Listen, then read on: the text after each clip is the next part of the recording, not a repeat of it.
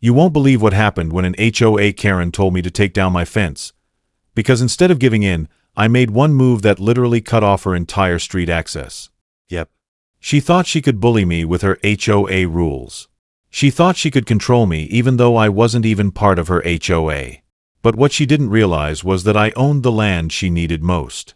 And when she pushed too far, I reminded her exactly who was in charge. Let me tell you the full story. So, I bought my dream property a few years ago. It's a nice piece of land just outside a suburban neighborhood. Here's the thing. My house wasn't part of the HOA. My land came before the neighborhood was even built, so when developers planned everything, they had to leave an access road cutting through my land so the houses behind me could reach the main street. Legally, I allowed an easement for residents to pass through. It didn't bother me much at first, because most of the neighbors were decent people who waved when they drove by. But of course, every paradise has a snake. And this snake's name was Karen. Karen was the HOA president of the neighborhood behind me. The kind of person who strutted around with a clipboard, handing out fines like Halloween candy. Now, remember, I wasn't part of her HOA.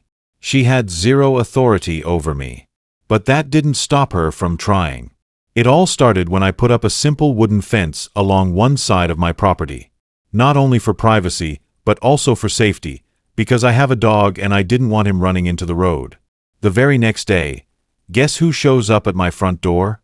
Yep, Karen, wearing oversized sunglasses, holding a manila folder like she was about to serve me court papers. She says, "Hi, I'm the president of the HOA.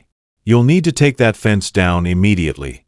It doesn't comply with neighborhood standards." I just blinked at her for a second and then laughed. I'm not in your HOA. You don't get to tell me what to do on my property."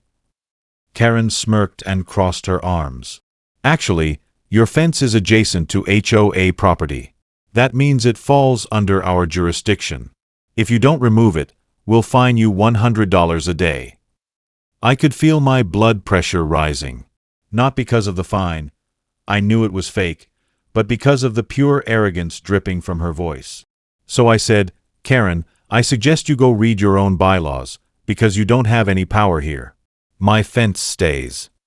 Her face turned red. "We'll see about that," she snapped before storming off. From that moment on, Karen made it her personal mission to make my life miserable. She mailed me fake violation notices.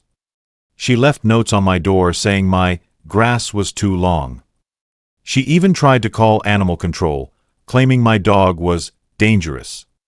Every time, I shut her down. But the final straw came when she tried to threaten me legally. One day, I got a letter, not from her HOA, but from her personal lawyer.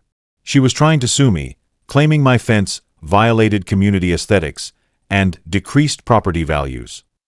That's when I decided enough was enough. If Karen wanted a war, I was ready to give her one. Now, remember how I said earlier that the entire neighborhood behind me used a road that cut through my land? Well, guess who technically owned that strip of land? Me. And guess what else? The easement agreement that allowed residents to use it was conditional. It required neighborly cooperation and mutual respect. If those conditions weren't met, I had every legal right to revoke access. So, I made a few phone calls, hired a lawyer, double-checked the paperwork, and when everything was in place, I made my move. The very next week, construction crews showed up. Karen must have thought I was adding onto my fence, because she marched over, already prepared to argue. But when she saw what was happening, her jaw dropped. We were building a giant, secure gate across the access road. Karen ran up to the workers, screaming, "You can't do this! This is HOA property." But when my lawyer handed her the paperwork proving otherwise, she went pale. The road was mine. And now, thanks to her harassment, the easement agreement was terminated. Translation: the entire neighborhood had no direct access to the main street anymore. If they wanted to leave, they'd have to drive an extra 3 miles through a back road. And the only way to get their easy access back? Well, that was in my hands. The moment the gate went up, chaos broke out in the neighborhood. Cars were backed up. People were late for work. Parents were furious because the school bus couldn't even get in. And who did they all blame? Not me. Not the property owner. They blamed Karen. Because when word spread about why I shut the road down, because of her constant harassment, neighbors turned on her instantly. One guy even came to my house, shook my hand, and said, "Honestly, man, good for you.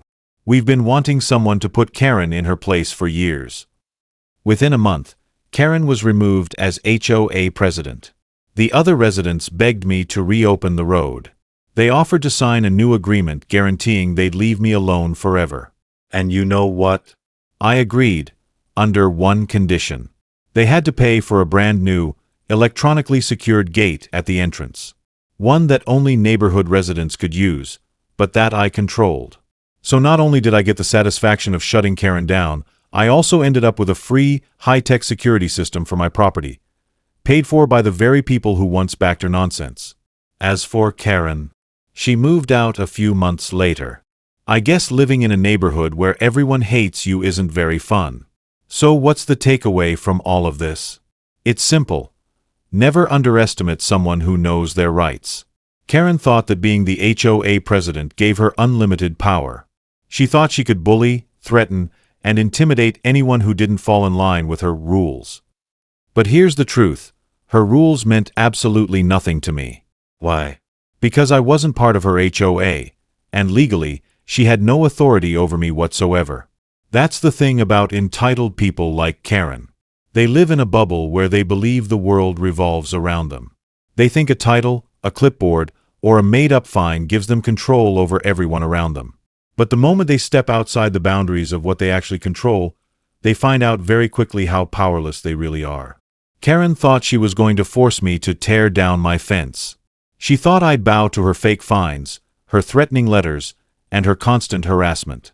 But instead, her arrogance pushed me to look deeper into the one thing she completely overlooked, who actually held the real power in this situation.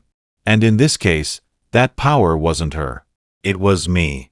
Because at the end of the day, I wasn't just some homeowner trying to keep a fence up. I was the property owner who controlled the land her entire neighborhood depended on. I didn't pick this fight, but once she started it, I had every right to protect myself. And here's where the lesson gets even bigger.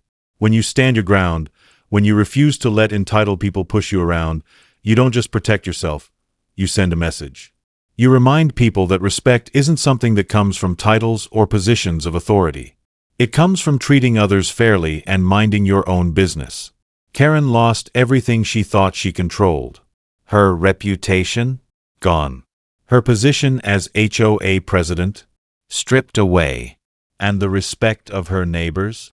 Completely destroyed. And me?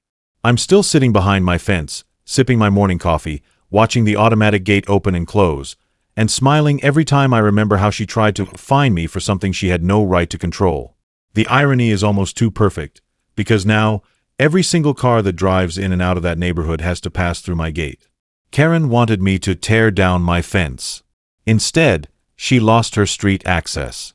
She wanted to control me, but in the end, I ended up controlling the very road she depended on. So the takeaway is crystal clear. Sometimes, the best revenge isn't yelling, fighting, or stooping down to someone's level.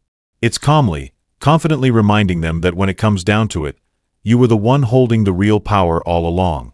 And nothing drives that point home better than watching an entitled person realize, far too late, that their arrogance just cost them everything.